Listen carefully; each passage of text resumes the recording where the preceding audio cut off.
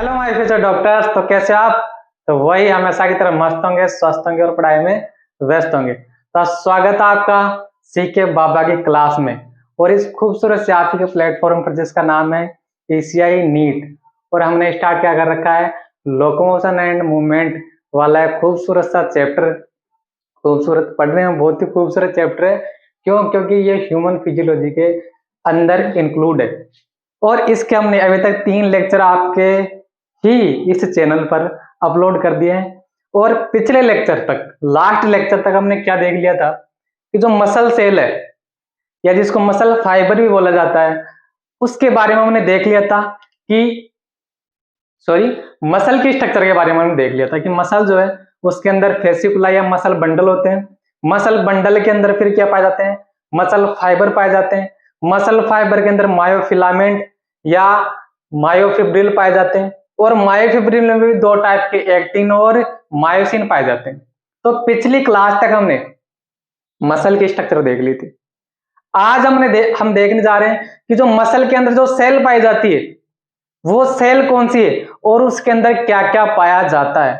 अब हम मतलब कि वो फंक्शन कैसे करेगी इसके बारे में हम जानने की क्या करेंगे, कोशिश करेंगे। तो आप हेडिंग डाल लो, क्या muscle structure of muscle fibre, structure of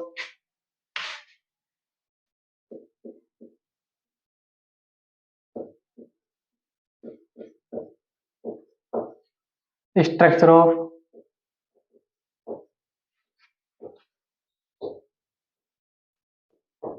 muscle fibre. और मसल फाइबर को क्या बोलते हैं? मायोसाइट या मसल सेल बोलते हैं कि नहीं? तो इसी को हम क्या बोलते हैं? मायोसाइट या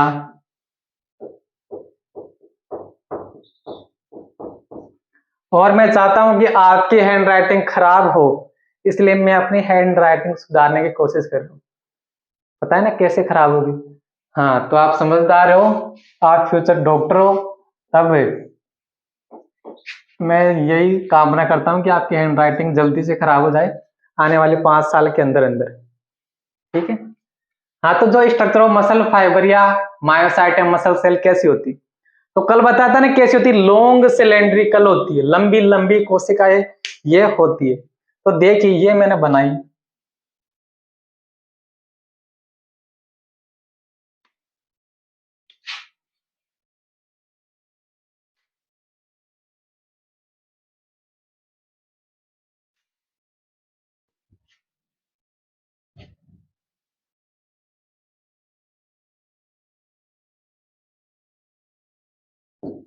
हाँ, तो ये क्या है? कोई मसल सेल है।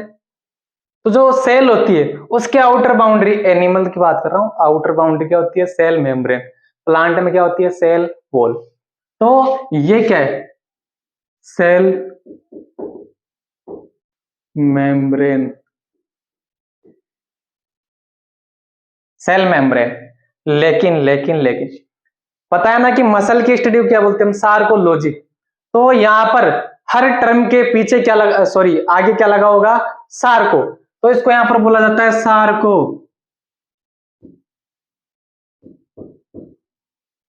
लेमा। क्या बोला जाता है? Sarco lemma. और जैसे सेल के अंदर वही साइटोप्लाज्म भरा रहता है, वैसे इस सेल के अंदर भी क्या भरा रहेगा? ये साइटोप्लाज्म भरा रहता है। तो ये क्या है? ये क्या भरा हुआ है इसके अंदर? ये भरा हुआ है साइटोप्लाज्म।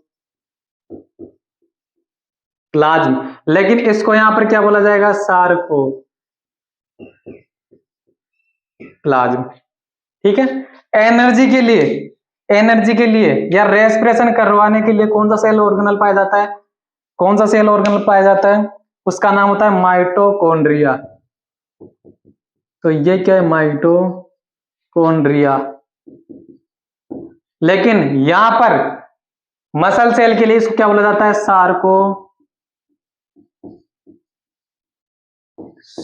सार्कोसोम।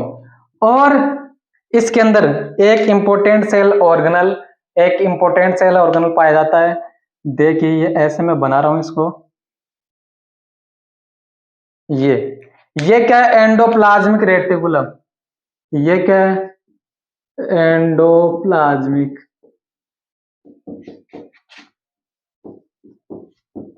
रेटिकुलम। लेकिन मसल सेल के लिए इसको क्या बोला जाएगा? Sarcoplasmic reticulum. Sarcoplasmic reticulum. Sarcoplasmic reticulum. और एक इंपॉर्टेंट चीज आप याद रखना कि जो सार्कोप्लाज्मिक रेटिकुलम या जो एंडोप्लाज्मिक रेटिकुलम है वो मसल के अंदर क्या करती है? Storage house of calcium ion. अब ये कैल्शियम आयन क्या है?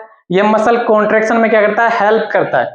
तो कैसे हेल्प करेगा वो हम आगे देखेंगे, लेकिन आपको यहाँ पर याद क्या रखना है? एनसीईआरटी में दे रखा है कि सार्कोप्लाज्मिक रेटिकुलम क्या करते हैं? कैल्शियम आयन का भंडारण करती है, स्टोरेज करती है। ठीक है, तो ये हो गया यहां तक। अब इसके अंदर न्यूक्लियस तो दिख ही नहीं रहा, तो न्यूक्लियस भी मैं आपको दिखाता हूं। तो इसमें एक न्यूक्लियस नहीं होता, न्यूक्लियस क्या होते हैं? बहुत सारे होते हैं, और वो पेरिफेरल में, परिधि में पाए जाते हैं। देखिए ऐसे पेरिफेरी में पाए जाते हैं।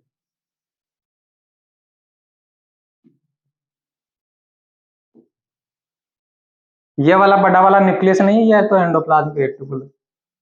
तो ये क्या आपको दिखा दे रहे हैं? ये न्यूक्लियस आपको दिखाई दे रहे हैं। तो ये कि मैंने क्या बनाया? न्यूक्लियस बना दिया। और न्यूक्लियस क्या है? एक से ज्यादा है कि नहीं? तो एक से ज्यादा के लिए टर्म यूज किया जाता है सिंथेसियल। तो कैसा है न्यूक्लियस? मल्टी सेल कैसी है? Multi nucleated. और मल्टी न्यूक्लिएटेड के लिए क्या टर्म यूज किया जाता है? सिंथेसियल।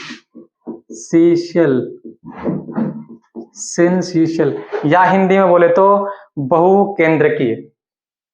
ये हो गया यहां तक। अब जो मेन इंपॉर्टेंट चीज है, जो कॉन्ट्रेक्शन करवाने के लिए और जो रिलैक्सेशन करवाने के लिए सबसे मेन इंपॉर्टेंट होती है मसल फाइबर या मसल सेल के अंदर, उसको बोला जाता है मायोफिलामेंट या मायोफिब्रिल। तो वो ऐसे पूरी सेल में ऐसे ये क्या अरेंज रहते हैं? ऐसे ये क्या अरेंज रहते हैं? ऐसे क्या अरेंज रहते हैं? ये मायोफिब्रिल या मायोफिलामेंट। तो ये मैंने जो ब्लू कलर से बनाए, दिख तो रहा है ना? तो मैंने ये जो ब्लू कलर से बनाए हैं, ये क्या है? ये है मायोफिलामेंट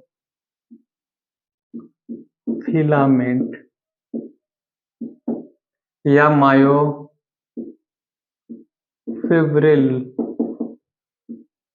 मायोफिब्रिल। अब ये तो मसल सेल की तो बात होगी, लेकिन कॉन्ट्रेक्शन और रिलैक्सेशन करवाने के लिए इंपॉर्टेंट कौन है? मायोफिब्रिल है, मायोफिलामेंट। तो अब हम पहले आप इसको नोट कर लो, फिर मैं इसके बारे में थोड़ी थ्योरी लिखवा देता हूं। उसके बाद में हम क्या देखेंगे? जो मायोफिब्रिल या मायोफिलामेंट है, इसकी स्ट्रक्चर को हम देखेंगे। तो मैं साइड में हट जाता हूं, आप इसको नोट कर लो।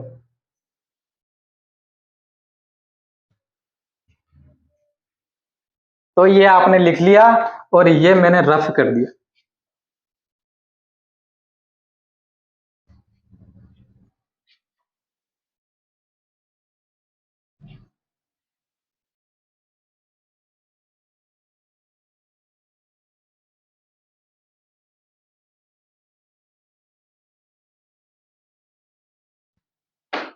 तो ये जो अभी डायग्राम बनाया ना, इसके बारे में कुछ इंपॉर्टेंट चीजें मैं लिखा देता हूँ कि जो मसल फाइबर है, ये जो मसल सेल है, इसके अंदर हमने क्या क्या देखा? एक तो क्या है?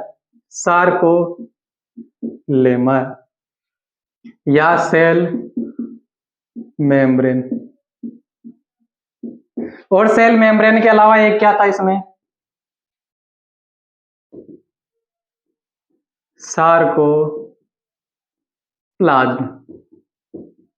या बोले तो साइटोप्लाज्म था। अब साइटोप्लाज्म में भी क्या भरा क्या थे? सार्कोप्लाज्मिक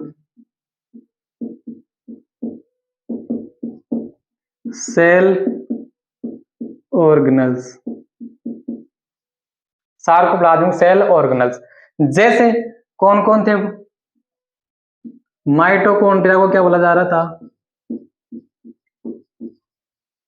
सार्कोसोम, जो कि क्या देगा, एनर्जी देगा, एनर्जी हमको प्रोवाइड करेगा। इसके अंदर क्या थी, एंडोप्लाज्मिक रेटिकुलम थी। तो एंडोप्लाज्मिक रेटिकुलम को क्या बोला जा रहा था, सार्कोप्लाज्मिक रेटिकुलम, जो क्या कर रही थी, जो क्या कर रही थी, कैल्शियम आयन का स्टोरेज कर रही थी, स्टोरेज कर रही थी।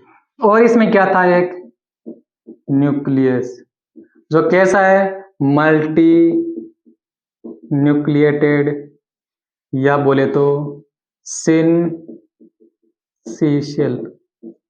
सिंसिशियल, ठीक है। इसके अलावा और कुछ भी कंपोनेंट इसके अंदर पाए जाते हैं, तो मैं उसको अदर करके लिख देता हूं, अदर, अदर्स। जैसे कि क्या क्या होते हो, एटीपीएज, मायो काइनेज, सीपीके, सीपीके की फुल फॉर्म होती है क्रिएटिनिन फोस्फोकाइनेज, यहां पर लिख देता हूं मैं, सीपीके को क्या बोलते हैं, क्रिएटिनिन फोस्फोकाइनेज, लिख लेना यहां पर फुल फॉर्म। तो ये जो तीनों मैंने लिखे हैं, ये क्या है, ये तीनों जो मैंने लिखे ना, ये क्या है, ये एंजाइम्स है, जो क्या करते हैं, एटीपी प्रोवाइड, एटीपी या एनर्जी, एनर्जी प्रोवाइड करते हैं। अब जब मसल कॉन्ट्रैक्शन होगा, रिलैक्सेशन होगा, तो मसल के अंदर फंक्शन हो रहा है कि नहीं, तो जो फंक्शन है वो किसकी हेल्प से होता है, उसको करवाने के लिए एनर्जी चाहिए। तो एनर्जी दिलाने में ये तीन मेन इंपोर्टेंट एंजाइम रोल अदा करते हैं। इसके अलावा एक होता है myoglobin,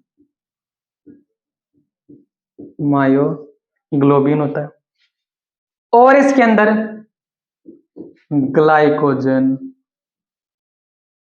and lactic acid, glycogen and lactic acid. तो ये मायोग्लोबिन क्या है, इसके बारे में भी हम देख रहे हैं कि मायोग्लोबिन जो है वो हीमोग्लोबिन की तरह, नाम इसका सुनाई दे रहा है ना, तो हीमोग्लोबिन में और इसमें क्या डिफरेंस है वो मैं आपको लिखाऊंगा। और ये जो ग्लाइकोजन और जो लैक्टिक एसिड है, ये क्यों पाया जाता है, क्योंकि मसल के अंदर कोराई साइकिल पाई जाती है, सॉरी कोराई साइकिल चलती है, और उसी कोराई साइकिल के ड्यूरिंग जब आप ज्यादा फंक्शन कर लेते हो, ज्यादा लंबे समय तक काम कर लेते हो, तो लैक्टिक एसिड का क्या हो जाता है, डिपोजिशन, और लैक्टिक एसिड के डिपोजिशन के कारण क्या आती है, थकान आती है। तो अगर लैक्टिक एसिड का क्या हो गया, डिपोजिशन, मसल के अंदर क्या हुआ है, डिपोजिशन के कारण, लैक्टिक एसिड के डिपोजिशन के कारण क्या आ जाती है, फैटिगनेस या थकान आ जाती है। तो आया कि नहीं बात समझ में, आई कि नहीं बात समझ में, ठीक है। हाँ, तो आप इसको लिख लो। उसके बाद में हम क्या देखते हैं, पहले तो हम ये देखेंगे मायोग्लोबिन क्या है, और मायोग्लोबिन देखने के बाद में हम फिर क्या करेंगे, मायोफिलामेंट की स्ट्रक्चर देखेंगे। तो आप इसको नोट कर लो, मैं साइड में हट गया आपके लिए। तो ये आपने क्या कर लिया, नोट कर लिया होगा।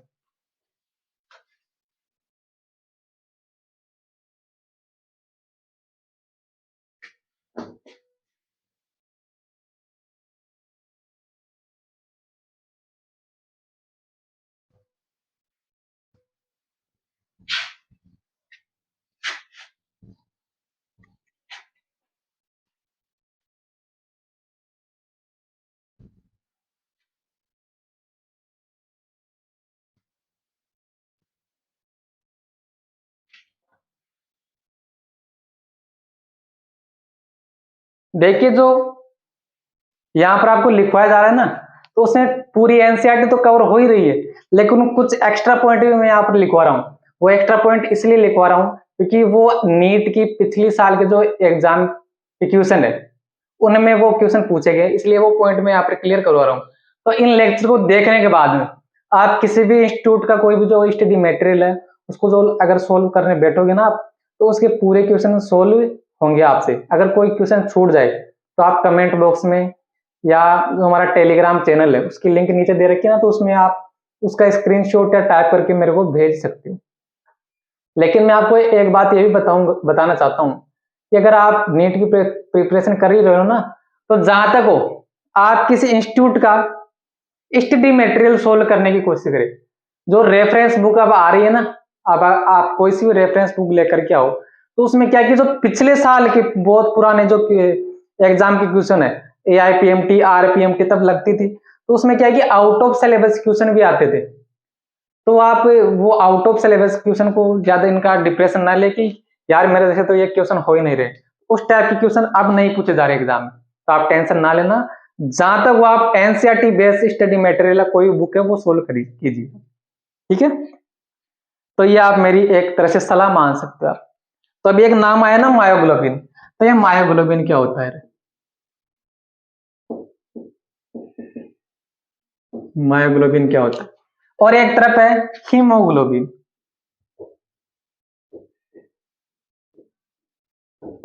जिसको शॉर्ट फॉर्म में प्यार से हम HB भी लिखते हैं। तो ये जो मायोग्लोबिन है ना, तो ये कहां पर प्रेजेंट होता है? प्रेजेंट इन रेड मसल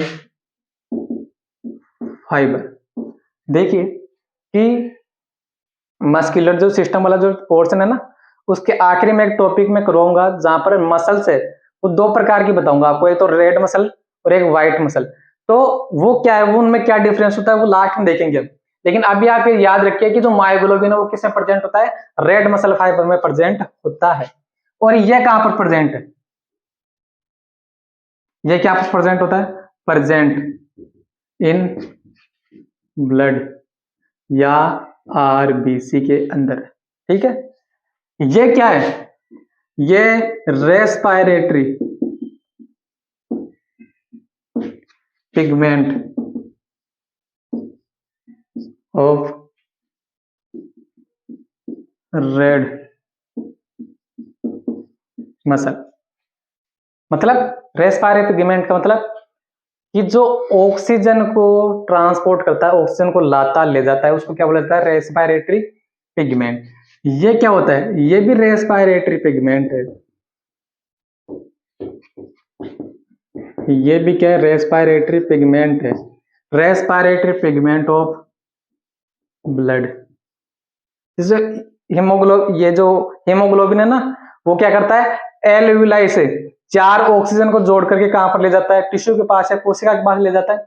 वैसे ही मसल के अंदर ऑक्सीजन का ट्रांसपोर्ट कौन करता है? मायोग्लोबिन। इसमें क्या है? एक पॉलीपेप्टाइड चेन, एक पॉलीपेप्टाइड चेन। हीमोग्लोबिन में कितनी होती है? 4 पॉलीपेप्टाइड,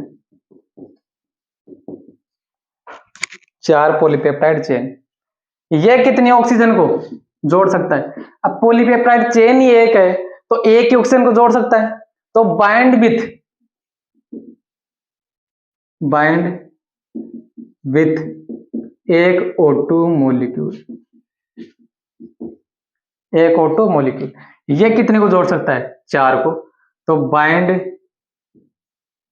विथ 4 O2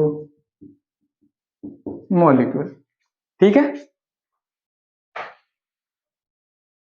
हाँ, एक चीज और याद रखना आप कि मायोग्लोबिन से जब ऑक्सीजन जुड़ेगी तो यहाँ पर कौन सी रिएक्शन होती है? Oxidation reaction. कौन सी रिएक्शन होती है? ऑक्सीडेशन रिएक्शन करवाता है। कैसे? कि मायोग्लोबिन में क्या होता है? फेरस आयन प्रेजेंट होता है। तो फेरस आयन क्या है कि Fe+2 से, Fe+2 से किस में चला जाता है? Fe+3 में चला जाता है। तो ऑक्सीडेशन किसको बोलते हैं? ऑक्सीडेशन नंबर का बढ़ना ऑक्सीडेशन ही तो कहलाता है। इतनी केमिस्ट्री या रेडॉक्स रिएक्शन तो मेरे को भी आती है। हाँ, यहां पर देखिए क्या है, यहां पर ऑक्सीडेशन रिएक्शन नहीं होती, यहां पर क्या होता है? ऑक्सीजीनेशन, ऑक्सीजीनेशन रिएक्शन। ऑक्सीजनेशन रिएक्शन मतलब ऑक्सीडेशन नंबर चेंज नहीं होगा, सिर्फ ऑक्सीजन वहां पर आकर के जुड़ेगी। तो Fe+2 तो Fe+2 में रहता है, लेकिन सिर्फ क्या होता है, ऑक्सीजन आकर के ऐड हो जाती है। कैसे? हीमोग्लोबिन है, इनके साथ देखो ये 4 ऑक्सीजन आई और ऐसे कॉम्प्लेक्स बना HbO2, ऐसे ये कॉम्प्लेक्स बनता है। ठीक है, तो ये क्या था, मेन डिफरेंस था इन दोनों में, ओ हीमोग्लोबिन और मायोग्लोबिन के अंदर। आई बात समझ में? अब इन नीचे जगह नहीं है तो आप एक लाइन और लिख लेना कि जो मायोग्लोबिन है वो ऑक्सीजन का ट्रांसपोर्ट भी करता है और ऑक्सीजन का स्टोरेज भी करता है। लिख लेना नीचे कि मायोग्लोबिन के नीचे कि transport of oxygen and storage of oxygen, और हीमोग्लोबिन के नीचे लिख लेना ओनली ट्रांसपोर्ट ऑफ ऑक्सीजन, ये स्टोरेज नहीं करता।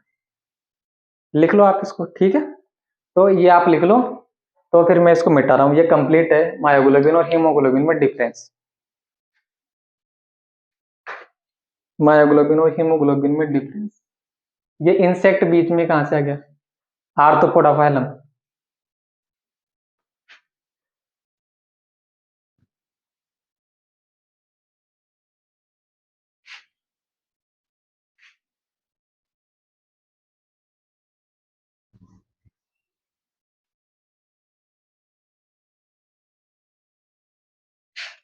आपको जान करके खुशी होगी कि इस अर्थ पर जितने भी एनिमल पाए जाते हैं तो 10 में से 7 तो कौन होते हैं, ये आर्थ्रोपोडा जी अभी आकर के गया है ना। हाँ, तो ये 10 में से 7 तो यही है, समझ रहे हो? तो अर्थ पर कब्जा ह्यूमन ने नहीं, इन्होंने कर रखा है। ह्यूमन ने तो अपने ब्रेन की सहायता से कर रखा है, इन्होंने अपने नंबर की सहायता से कर रखा है। हाँ, तो ये देखिए भाई, मसल सेल के बारे में सब कुछ कंप्लीट। अब हम क्या देखने जा रहे हैं, अब हम उस स्ट्रक्चर को देखने जा रहे हैं जो कि कॉन्ट्रैक्शन और रिलैक्सेशन करवाएगी मसल के अंदर। तो उसका नाम क्या है, मायोफिलामेंट या मायोफिब्रिल। तो लिखिए आप हेडिंग स्ट्रक्चर ऑफ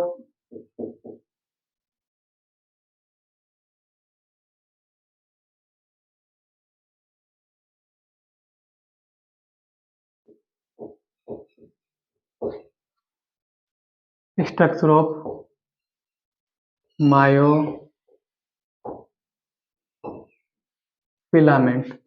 तो ये जो साइटोप्लाज्म, ये जो सार्कोप्लाज्म है उसमें समांतर क्रम में, मतलब ऐसे पैरेलल, एक दूसरे के पैरेलल अरेंज रहते हैं ये।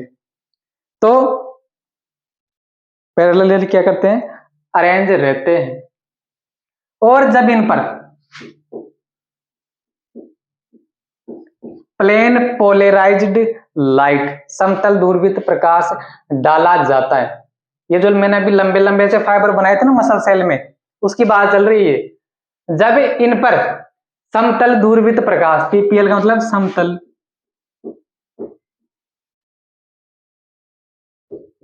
दूरबीत प्रकाश जब डाला जाता है तो इस फाइबर, इस फिलामेंट में 2 प्रकार के बैंड नजर आते हैं। डायग्राम में समझेंगे, लेकिन पहले आप इसको थ्योरेटिकली लिख लो कि जैसे ही पीपीएल डालेंगे, समतल दूरबीत प्रकाश जब डालेंगे तो 2 प्रकार के बैंड आपको नजर आएंगे यहाँ पर। उन बैंड का नाम क्या है, एक बैंड तो कैसा होगा, डार्क होगा, डार्क बैंड, जिसको ए बैंड भी बोला जाता है, ए बैंड भी बोला जाता है। और एक बैंड कैसा नजर आएगा, बैंड का मतलब पट्टियां, धारियां, और एक बैंड कैसा होगा, लाइट बैंड, या जिसको आई बैंड बोला जाता है। मायोफिलामेंट पर जैसे ही समतल दूरबीत प्रकाश या प्लेन पोलराइज्ड लाइट डालोगे तो 2 प्रकार के बैंड आपको नजर आएंगे, एक का नाम है डार्क बैंड और एक का नाम है लाइट बैंड। तो डार्क बैंड या ए बैंड का पूरा नाम क्या है, anisotropic band, anisotropic band, और इसके अंदर एक्टिन एंड मायोसिन दोनों प्रकार के, मैंने बताया था ना मायोफिलामेंट में दो प्रकार के फिलामेंट पाए जाते हैं, एक्टिन फिलामेंट और मायोसिन फिलामेंट। तो ये जो डार्क वाला बैंड है ना, इसमें आपको एक्टिन और मायोसिन दोनों देखने आपको मिलेगी, एक्टिन और मायोसिन दोनों देखने आपको मिलेगी। और यहाँ पर आई बैंड का मतलब क्या है, आइसोट्रोपिक, आइसोट्रोपिक बैंड। और इसमें सिर्फ आपको एक्टिन ओनली लिख देता हूं, ओनली एक्टिन प्रेजेंट होता है। इसके बीचों बीच, इसके बीचों बीच मिड में एक लाइन प्रेजेंट होती है जिसका नाम होता है एम लाइन प्रेजेंट, जो कैसी होती है, फाइब्रस, कैसी होगी, फाइब्रस, तंतुमय होगी। और इसके बीचों बीच एक लाइन देखने मिलेगी जिसका नाम होता है जेड लाइन या क्राउज लाइन, जो कि कैसी होगी, जिगजैग। अभी डायग्राम में सब समझ में आ जाएगा, जिगजैग होगी और इलास्टिक या लचीली होगी। ठीक है, तो ये तो मैंने आपको थ्योरेटिकली समझा दिया, थ्योरेटिकली लिखवा दिया, लेकिन डायग्रामेटिकली तो समझ में आना चाहिए कि कहां पर एक्टिन है, कहां पर मायोसिन है, घेरा कैसे दिख रहा है, ये एम लाइन कहां पर है, ये जेड लाइन कहां पर है। तो आप इसको लिख लो, फिर मैं इसको डायग्रामेटिकली एक एक पॉइंट को अच्छी तरह से क्लियर करते हैं। तो मैं साइड में हटता हूं, लिख लो इसको। तो ये आपने मेरे को पॉज किया बीच वाले बटन से, बीच वाले बटन से, और आपने लिख लिया, और ये अब मैं मिटा रहा हूं इसको।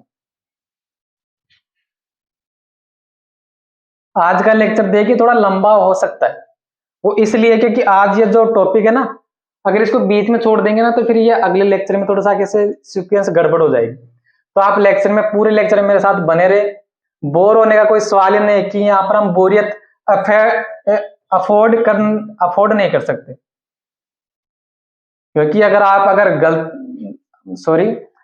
आप न्यूरोलॉजिस्ट बन गए या कार्डियोलॉजिस्ट बन गए, तो अगर आप ऑपरेशन करोगे ना, तो लगभग कभी कभी तो एक एक दिन पूरे 24 घंटे 30 घंटे खड़ा रह करके लगातार आपको ऑपरेशन करना पड़ता है।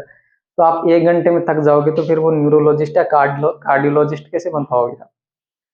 तो वहां तक पहुंचने के लिए इसको कंप्लीट करना पड़ेगा। ये जब आपको टास्क दिया जा रहा है नीट, तो एक आपको ऐसे मान ली कि एक ट्रेलर है, जब आप एमबीबीएस में जाओगे ना, तो वहां पर अब तो आपको ये दो ही बुक पढ़नी पड़ती है एनसीईआरटी की, 11th और 12th की। वहां पर इतनी इतनी मोटी किताबें बहुत सारी देखने मिलेगी आपको, अगर गलती से आपके ऊपर गिर भी गई ना, वो समझ गए ना। हाँ, तो मैं आगे नहीं बोलूंगा। अब हम चलते हैं टॉपिक पर, आते हैं सीधा।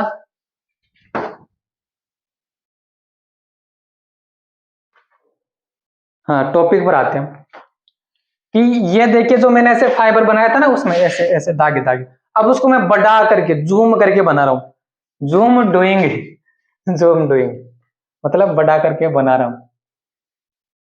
ऑफलाइन में पढ़ाता था, तब एक स्टूडेंट ने लिख रहा था, ऐसे लिख रखा था कॉपी में, जूम डूइंग, मतलब जूम करके दिखा रहा हूँ।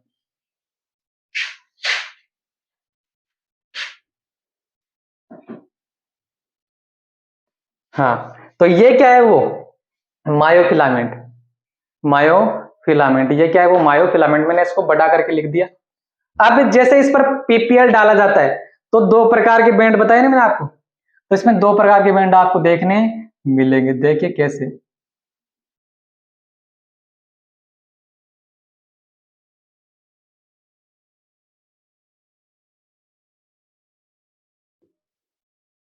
ऐसे। तो ये वाला इसको आप मान सकते हो आई बैंड, यहां से लेकर के यहां, ये ए बैंड है। इसको मैं अलग कलर से लिख देता हूं,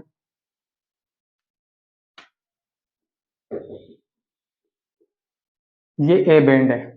और फिर ये क्या क्या आ जाएगा, आई बैंड।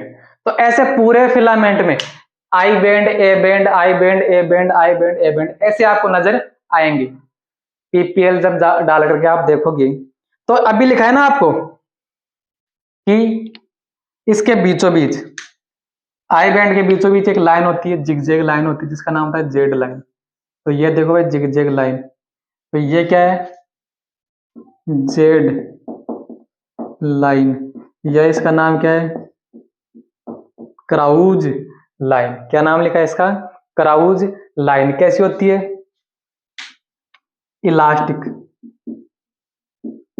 इलास्टिक होती है,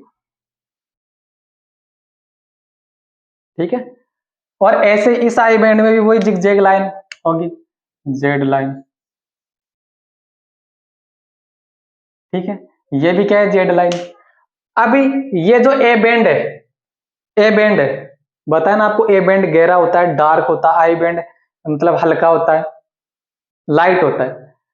तो ये जो आई ए बैंड है, ये जो ए बैंड है, ये क्या होगा, ऐसे गहरा होगा, ये गहरा दिखाई पड़ता है।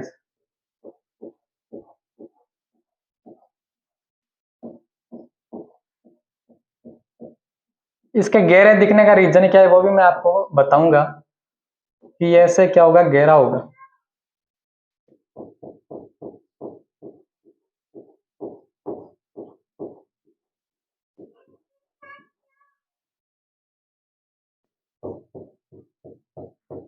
ऐसे क्या होगा, ये गहरा होगा। तो ये ए बैंड क्या है, गहरा है।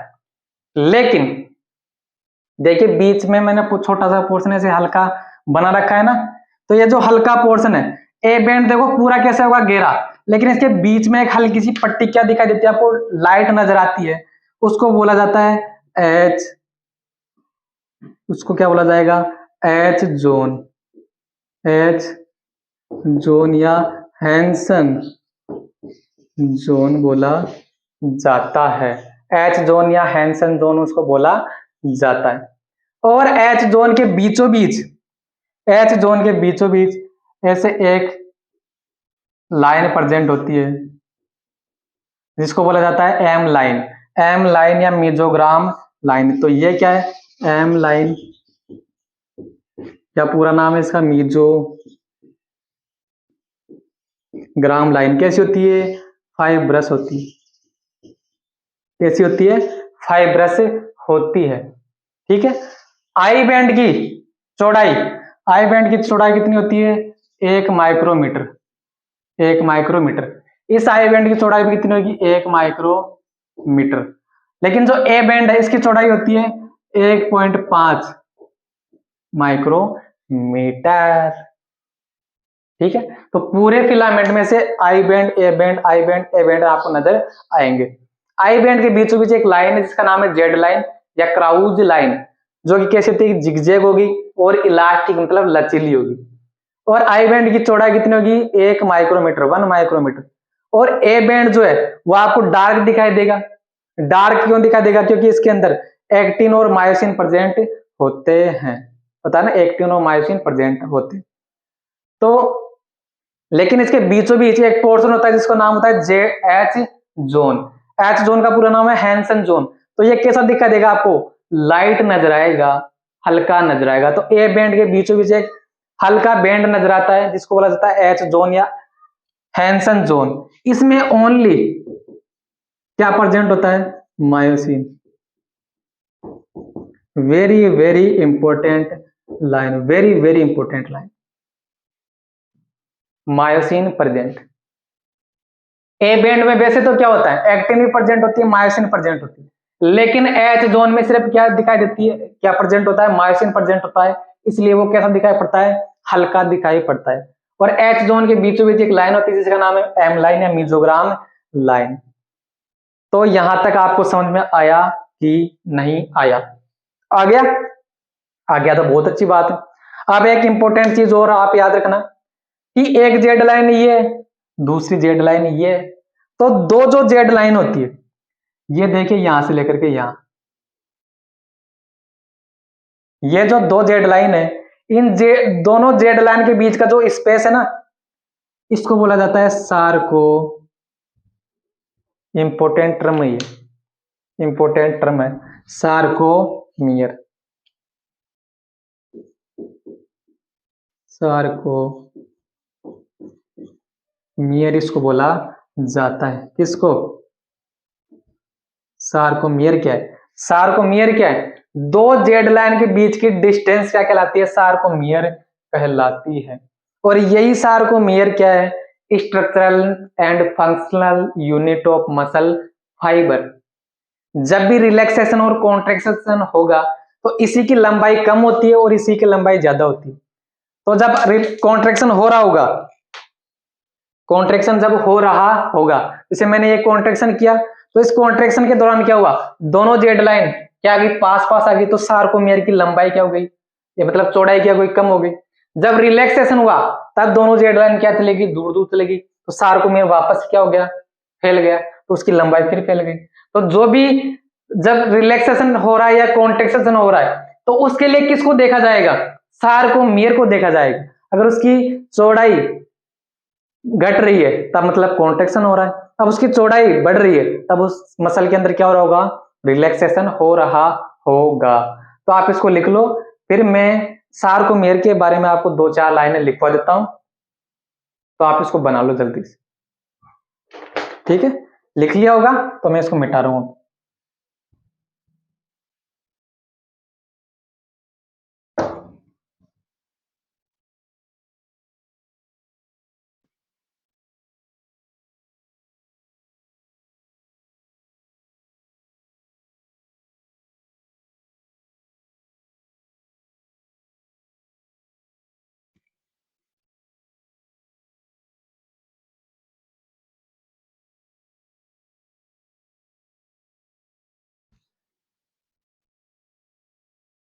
देखिए, अब हम देखते हैं सार्कोमियर के बारे में। ये सार्कोमियर क्या है? सार्कोमियर, हिंदी में भी इसको सार्कोमियर ही बोला जाता है। हिंदी वाले सोचेंगे यार हिंदी में क्या अंतर मतलब होता है इसका, तो हिंदी में भी इसको सार्कोमियर ही बोला जाता है। तो सार्कोमियर क्या है? डिस्टेंस बिटवीन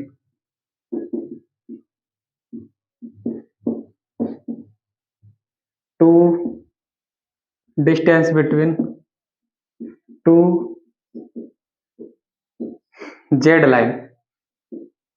और यही क्या होती है? Structural and functional unit of muscle fibre. अब देखिए कि अभी मैंने ऐसे डायग्राम बनाया, यहां पर रफ बना देता हूं मैं। ऐसे डायग्राम बनाया था, ये जेड लाइन है, ये जेड लाइन है, इनके बीच का जो स्पेस है वो सार्कोमियर था।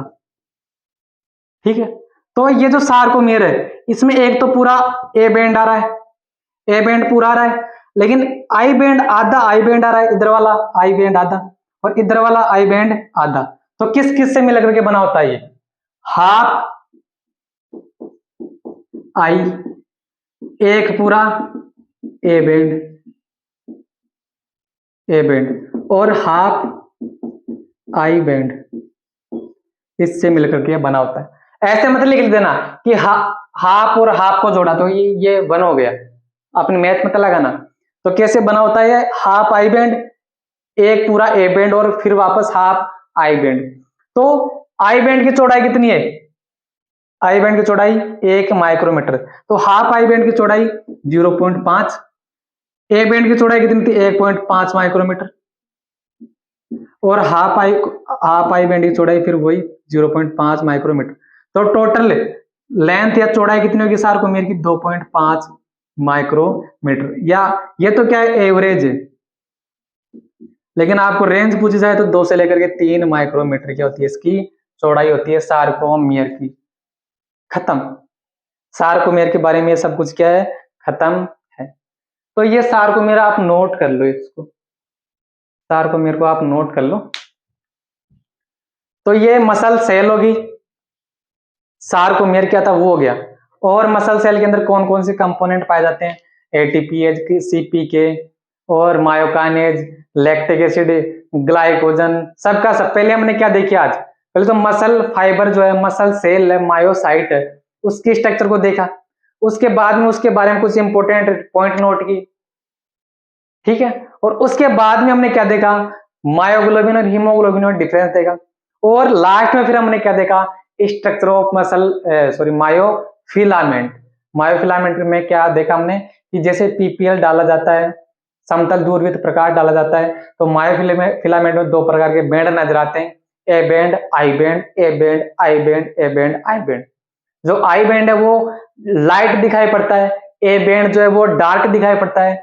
लेकिन ए बैंड के बीच में एक जोन होता है जो कि लाइट दिखाई पड़ता है। पूरा ए बैंड कैसा है, डार्क, लेकिन उसके बीच में एक जोन है जिसका नाम है हैंसन जोन या एच जोन, वो कैसा दिखाई पड़ता है, लाइट दिखाई पड़ता है। क्यों, क्योंकि वहां पर ओनली मायोसिन फिलामेंट प्रेजेंट होता है। ओनली क्या प्रेजेंट होता है, मायोसिन फिलामेंट प्रेजेंट होता है। और ए बैंड के बीचों बीच एक लाइन थी जिसका नाम एम लाइन, और आई बैंड के बीचों बीच एक लाइन थी जिसका नाम है Z line. Z line elastic थी, एम लाइन फाइब्रस थी। और दो जेड लाइन के बीच की डिस्टेंस क्या कहलाती है, सारकोमियर कहलाती है। और सारकोमियर क्या है, structural and functional unit of muscle fibre. मतलब जब भी हमको कॉन्ट्रैक्शन और रिलैक्सेशन देखना है तब हम किसको देखेंगे, किसकी स्टडी करेंगे, हम सारकोमियर की स्टडी करेंगे। तो नेक्स्ट लेक्चर में मैं आपको यह भी जो सारकोमियर है इसका डायग्रामेटिकली रिप्रेजेंटेशन दिखाऊंगा।